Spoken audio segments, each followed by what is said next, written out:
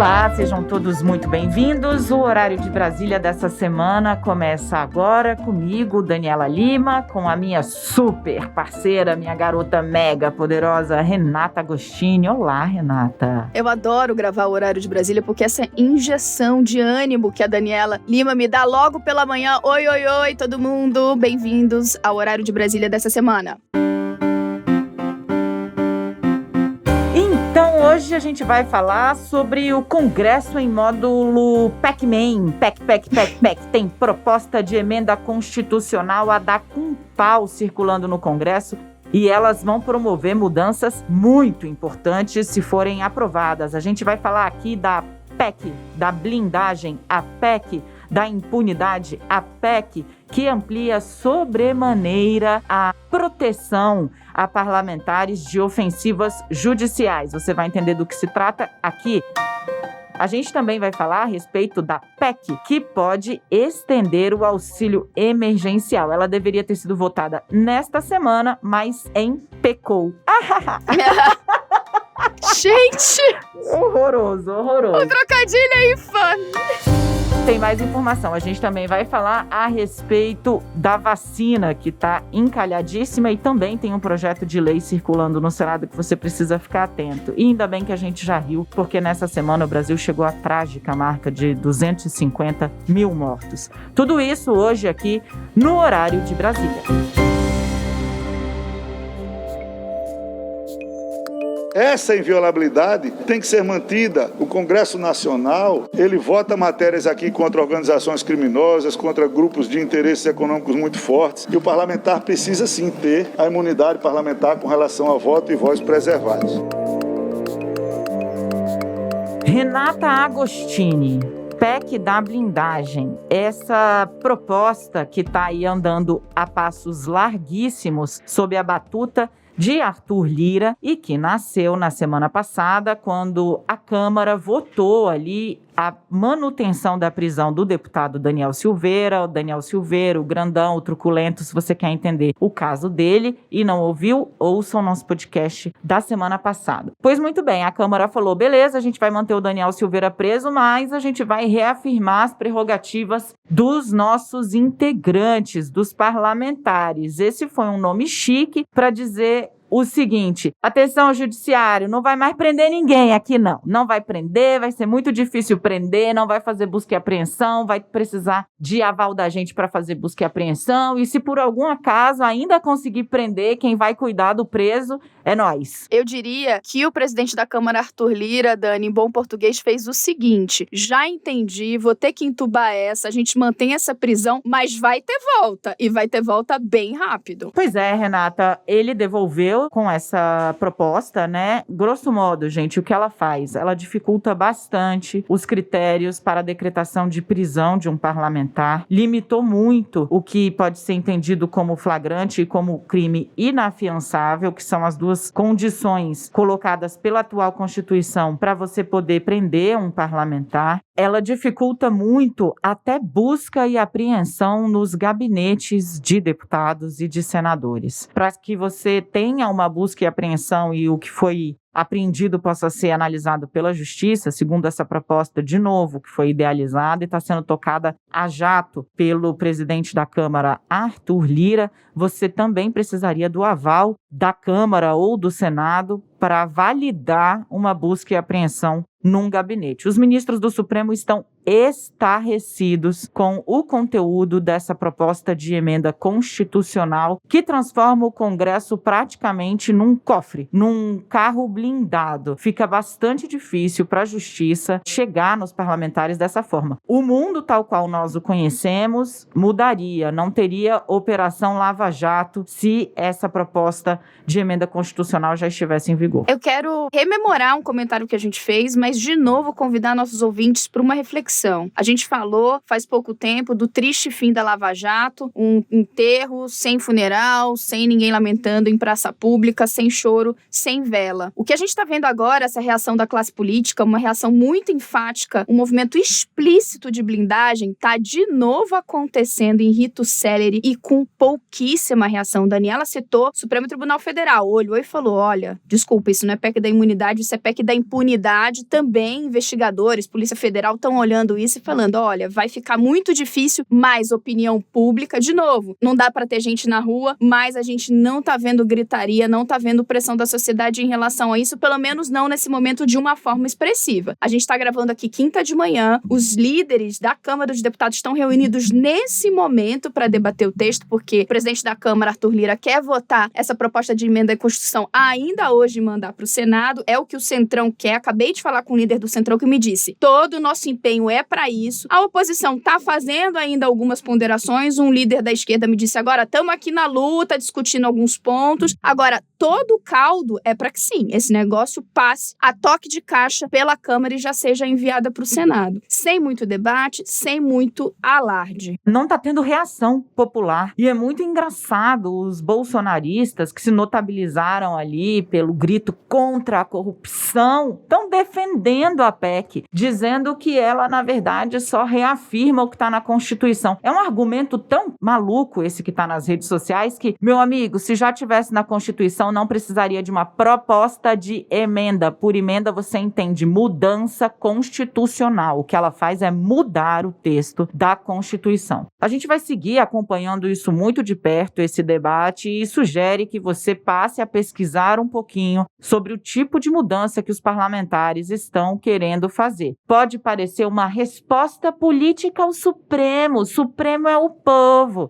Eu adoro esse pessoal. Sim, meu amigo, só que parlamentar exerce mandato com dinheiro público, decide as questões públicas, diz como é que vai funcionar a sua vida amanhã. E o sistema de freios e contrapesos, o Ministério Público, a própria Justiça, existe para coibir abusos. E o que você vai fazer é diminuir bastante a transparência desse processo e o acesso da Justiça, do Judiciário, da Polícia Federal, do Ministério Público Federal ao Parlamento. Quero chamar a atenção para um outro ponto. A Dani falou sobre como essa emenda à Constituição transforma a Câmara nesse carro forte. A outra mudança que enfraquece o atual poder que a primeira instância tem para ir atrás dos parlamentares também é muito significativa. Se a gente colocar em perspectiva a mudança na interpretação feita pelo Supremo Tribunal Federal em 2018. E aí eu vou falar uma palavrinha que você vai lembrar de cara, porque essa é uma expressão muito conhecida. Foro privilegiado. Todo mundo sabe. O que é isso? São prerrogativas que os parlamentares têm. Eles só podem ser julgados, então, por cortes superiores. E aí, o que o 2018 o Supremo falou? Ok, isso segue valendo, mas só para crimes cometidos durante o mandato. Então, eu peguei, tomei posse, virei deputado, virei senador. Se eu cometo um crime, aí eu tenho que ser investigado e tenho que ser julgado. É aqui em Brasília que a gente chama, né? Nas cortes superiores. Durante o mandato e relacionado ao exercício do mandato. Perfeito, exato.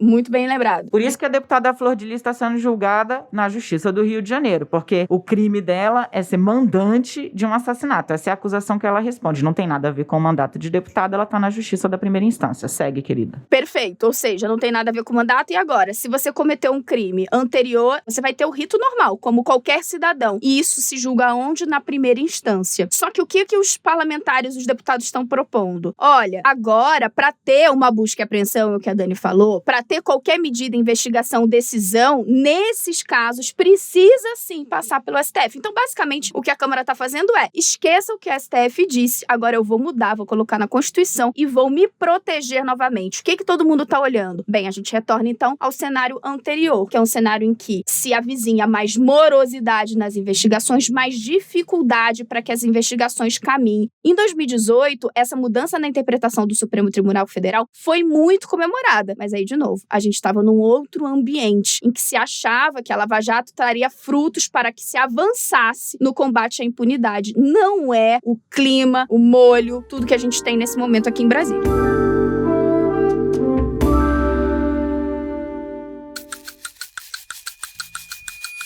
E essa não é a única proposta de emenda constitucional que está correndo no Congresso Nacional. Tem uma outra chamada PEC do Pacto Federativo. É um nome bastante difícil, mas ela trata basicamente de uma espécie de quando é que o governo, os governos, estados, municípios e o governo federal entram no chamado cheque especial, quando tem que parar de gastar porque a situação está difícil, está apertada, tem dívida demais. Bom, é nessa PEC do Pacto Federativo que está ali uma cláusula que abre espaço para voltar a pagar o auxílio emergencial, com aquele auxílio que começou a ser pago na pandemia, salvou muita gente da pindaíba no Brasil, foi o que segurou as pontas e que agora o pagamento foi interrompido e há um entendimento de que ele precisa ser retomado. Discute-se ali qual vai ser o valor do auxílio, mas é nessa PEC que está a abertura para a volta do auxílio emergencial. Tá bom, aí o ministro Paulo Guedes falou, beleza, vamos ter que gastar mais pagando o auxílio de novo? Então tá, então vamos colocar aí nesse projeto uma coisa que eu quero há muito tempo, é desobrigar o governo federal a investir um valor mínimo na educação e na saúde do Brasil. Isso hoje está na Constituição, o governo é obrigado a colocar um valor X para a educação e Y para a saúde e deixaria de ser nessa PEC. Deu ruim, né, Renata? Deu ruim. Renata,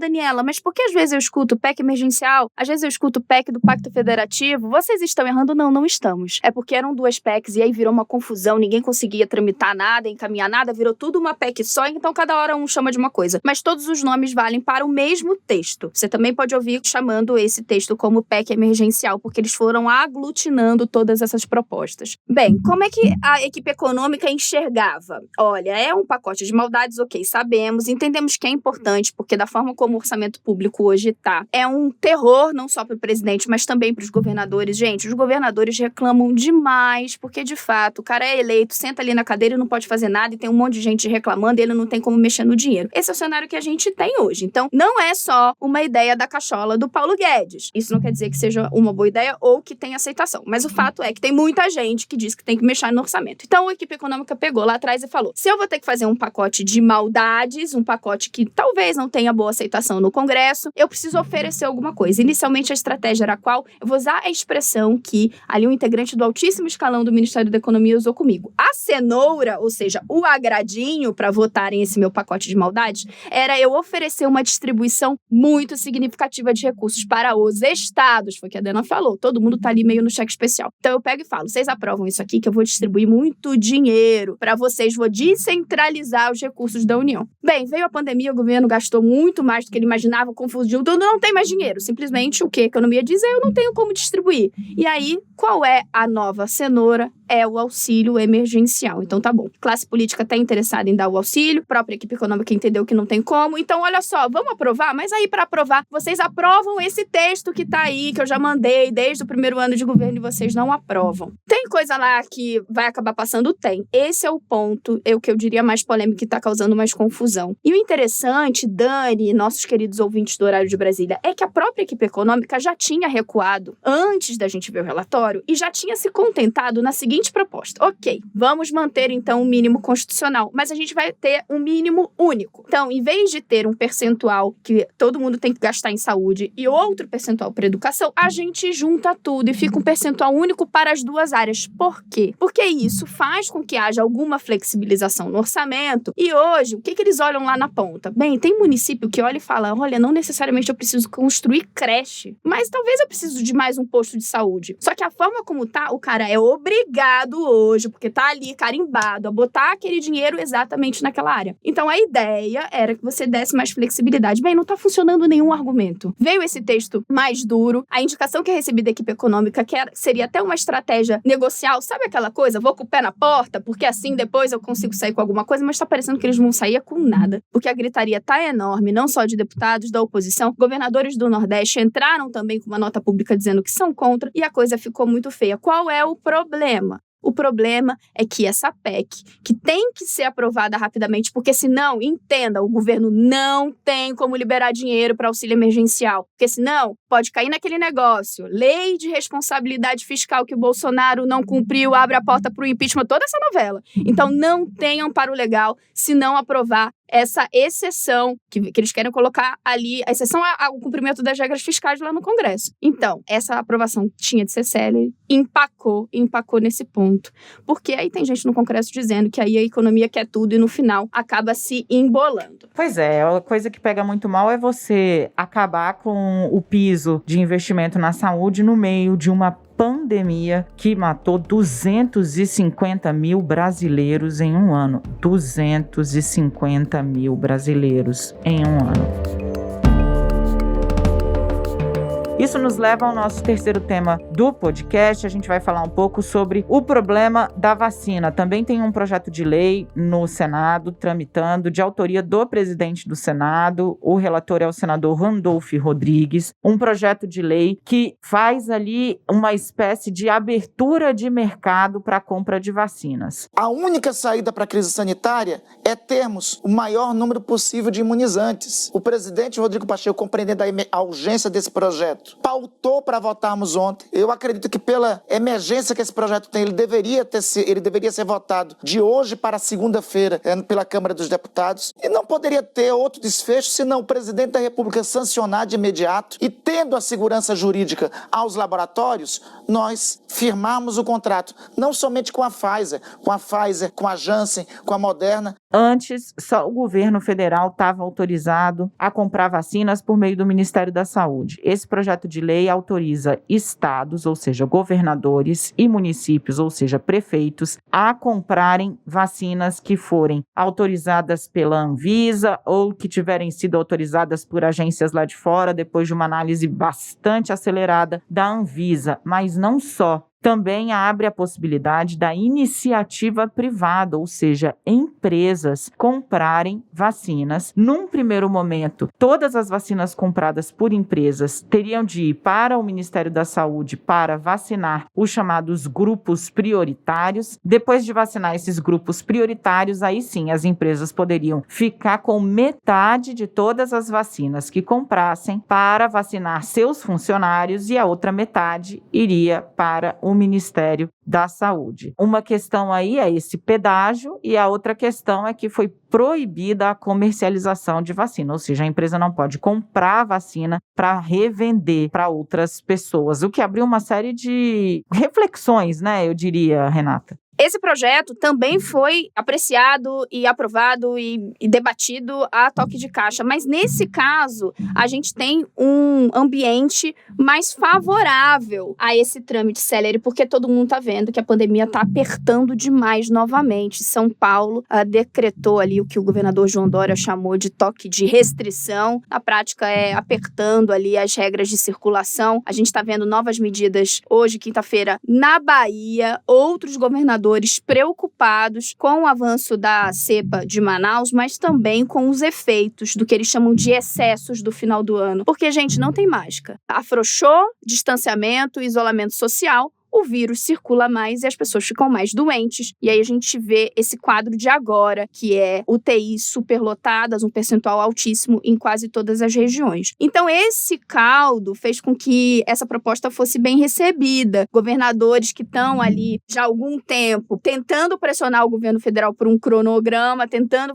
pressionar o governo federal para acelerar a negociação com as farmacêuticas e dizendo que querem eles mesmos saírem a campo para comprar, entenderam que essa medida dá, sim, alguma segurança. Eu estava falando com o governador agora há pouco, antes do nosso podcast, sobre a aprovação desse PL das vacinas. O que ele me disse é isso: olha, a gente está vendo com bons olhos porque já entendemos que vai aumentar a oferta, e aí não tem jeito, a gente vai sair para comprar mesmo porque a gente não está confiando que o governo federal vai fazer isso. O problema não tem sido por parte dos governadores e até de prefeitos de grandes capitais a vontade de sair adquirindo. O problema é porque não encontra quem vende. Esse sempre foi o problema essencial. A aposta que os governadores estão fazendo agora, qual é? Agora já temos aqui esse ambiente legal sendo clarificado, então o STF deu uma decisão, o Congresso está resolvendo, daqui a alguns meses entendemos que vai ter mais vacina para comprar, e aí a gente vai sair se o governo não resolver. É uma questão de meses, o que eles entendem hoje, para essa questão se tornar mais facilitada para os estados. É isso, e aí a gente vai ver uma espécie de briga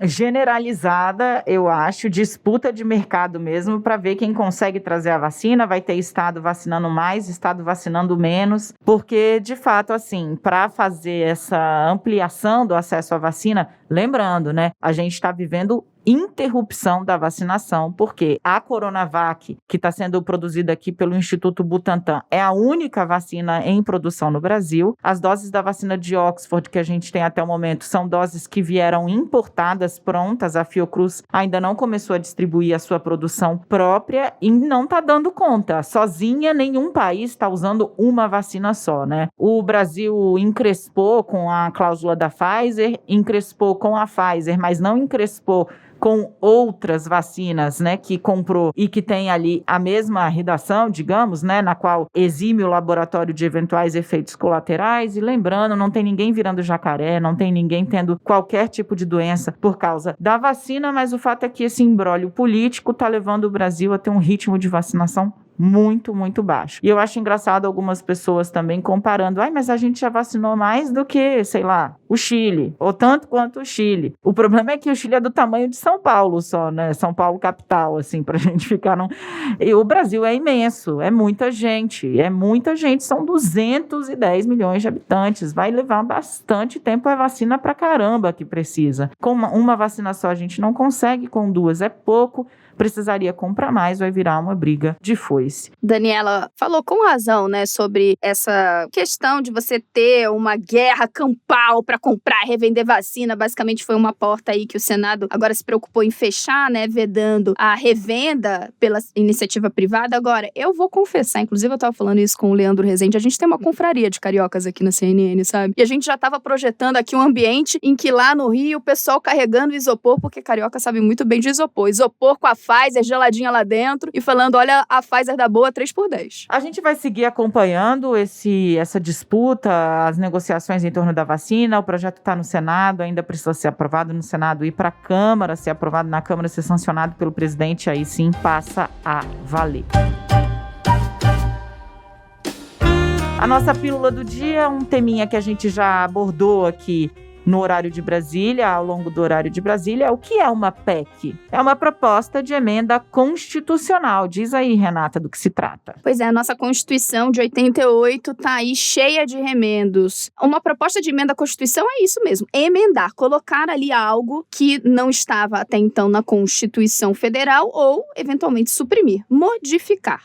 Emendar ou remendar. É algo simples? Olha, não é. E o rito para justamente aprovar uma proposta de emenda à Constituição, ele é mais difícil porque não é para ficar emendando a Constituição o tempo todo. É algo que, ao menos, deveria ser muito sério. Então, é uma aprovação que exige muito mais articulação. Você tem que aprovar em 2 turnos, que a gente chama em cada uma das casas. Então, tem que ser 2 votações na Câmara, 2 votações no Senado. E você precisa, no caso da Câmara, que são 513 deputados, você precisa de 3/5, ou seja, de pelo menos 308 votos. No caso do Senado, você precisa de 49 votos dos 81 senadores. É coisa à beça e é para ser assim, porque é para ser difícil mudar a Carta Magna. Ao longo dos anos, mesmo esse rito não impediu que a gente tivesse muitas mudanças à Constituição. A gente já teve mais de 100 modificações na Constituição desde o final da década de 80. E aí isso acontece por 2 razões. A primeira é porque, de fato, você tem muita necessidade de fazer reformas, de avançar, porque as situações vão se colocando na sociedade. E por que tem que mudar a Constituição nesse caso? Porque o nosso texto constitucional, de fato, ele colocou ali muitas minúcias na Carta Magna. Então, você colocou muitos detalhamentos. Vamos lembrar que essa Constituição de 88, ela foi feita depois da ditadura militar. Então, ela pavimenta a redemocratização do país. Então, havia uma preocupação muito grande dos constituintes de colocar tudo registrado, muito especificado, para garantir não só a manutenção da democracia, mas dos direitos civis. Então, você tem uma Constituição que, de fato, tem muita coisa registrada. E aí você pensa, nossa, vamos fazer essa reforma. Beleza, vamos lá. Todo mundo quer. Nossa, mas para fazer isso tem que mudar a Constituição. Não sabia que isso estava na Constituição? Tá. Não adianta fazer por projeto de lei. E aí a gente cria esse caldo. Caldo qual é? Eu adorei que a Dani falou. Um caldo de Pac-Man. Pac. Pois é, e aí é o seguinte, para mudar a Constituição, você precisa de um quórum maior. Por quê? Para garantir que você está mexendo ali com a anuência mesmo de uma grande maioria. Esse termo não existe, não é correto, mas sim, é o que se pensa ali. Para você poder mexer na Constituição, você precisa de uma maioria mais do que qualificada. Minha gente, nós vamos encerrar o Horário de Brasília por aqui com uma nota, um aviso. Você faz ou eu faço, Renata Agostini? Ai, eu quero fazer, gente, desculpa, mas eu tô muito feliz. Horário de Brasília entra de férias! É isso, como o Horário de Brasília todo, o Horário de Brasília todo, porque a gente tá tirando férias juntas e Shallow não. Juntas e Shallow não.